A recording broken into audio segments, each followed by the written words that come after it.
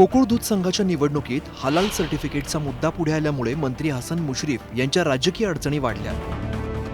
याचिकाकर्ते प्रकाश बेलवाडे यांनी गोकुळचे माजी अध्यक्ष नावीद मुश्रीफ यांच्या कार्यकाळात घेतलेल्या हलाल सर्टिफिकेटवरती आक्षेप घेतला।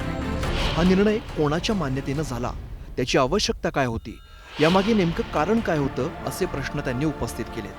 हे करण्याची गरज कोणाची होती, हे जनतेला विचारलं का आम्ही हलाल सर्टिफिकेट घेतोय का म्हणून? तुम्ही जमिनी विकत घेताना विचारत नाही, तुम्ही सुसाट खरेदी करताना विचारत नाही। हलाल सारखं ज्यांना संवेदनात्मक स्थिती आहे, संवेदनशील विषय आहे, असा विषय करताना कोणाला विचारलं? मग कोल्हापूरचं दूध देणारे लोक कोण आहेत त्यांना विचारलं का हलाल घेताना? हे स्वतःचा धर्म सगळीकडे घुसवायचा, लोकांना सांगताना पण सांगायचं धर्मनिरपेक्ष आहोत, ईडी आली की धर्म येतो, कारवाई झाली की धर्म येतो, मी अल्पसंख्याक येतो। ह्या ठिकाणी तेच केलेलं आहे। परत हलाल सर्टिफिकेटची गरज नसताना कोल्हापूरच्या दुधाला, गोकुळला बदनाम करण्याचा प्रयत्न यांनी केलेला आहे।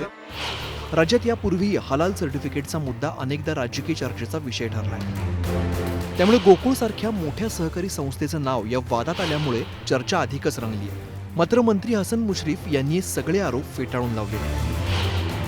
गोकुळने 2022 मध्ये आखाती देशांमध्ये दुग्धजन्य पदार्थांची निर्यात वाढवण्यासाठी हे प्रमाणपत्र घेतलं होतं आणि अनेक भारतीय कंपन्या निर्यातीसाठी अशी प्रमाणपत्र घेतात, त्यात धर्माशी संबंध नाही याकडे त्यांनी लक्ष वेधलं। अनेक दिवसापासून अझरबैजान आणि आखाती देशामध्ये आपण तूप, लोणी पाठवतो।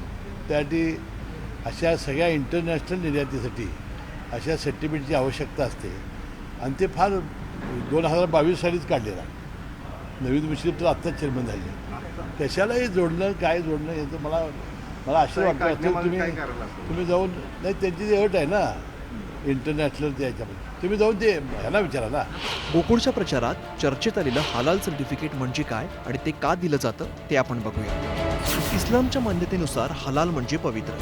मुस्लिम बहुल देशांकडून आयातीसाठी हलाल प्रमाणपत्राची मागणी केली जाते। आयात दुग्धजन्य पदार्थांची गुणवत्ता, शुद्धतेचं प्रमाण, जनावरांसाठीचं शेड, दूध पॅकेजिंगसह साहित्य निषिद्ध घटकांपासून मुक्त आहे, हे यातून स्पष्ट होतं। आंतरराष्ट्रीय व्यापारासाठी खासगी इस्लामिक संस्थांकडून प्रमाणपत्र गरजेचं मानलं जातं।